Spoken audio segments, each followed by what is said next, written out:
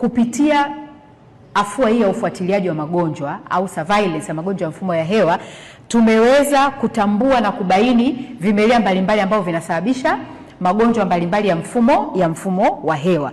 Na hatua hizo ndio zimetuwezesha sasa kuja na mikakati ni namna gani tunakabiliana na haya magonjwa mbalimbali ambayo yanatokana na maambukizi ya mfumo wa hewa. Matishio haya yamekuwa yanakuja mara kwa mara, na tunajua kwamba matishio haya hayagusi tu sekta ya afya, yanagusa pia na sekta nyingine. Tumeona namna ambavyo magonjwa ya mfumo ya hewa, kwa mfano influenza na aina zake, zinatoka kwenye jamii ya ndege zinakuja kwa binadamu. Kwa hiyo sasa hivi tunashirikiana pamoja na wizara nyingine za kisekta kuhakikisha kwamba tunadhibiti haya magonjwa. Tangu tumeanza utekelezaji wa ufuatiliaji huu wa magonjwa ya mfumo ya hewa, kuna mafanikio mengi ambayo tumeyapata.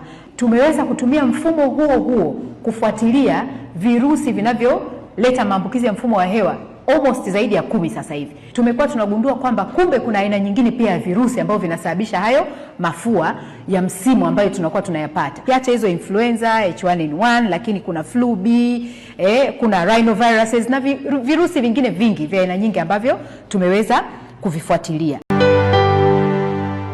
Wanawake Media, kimbilio la wanawake.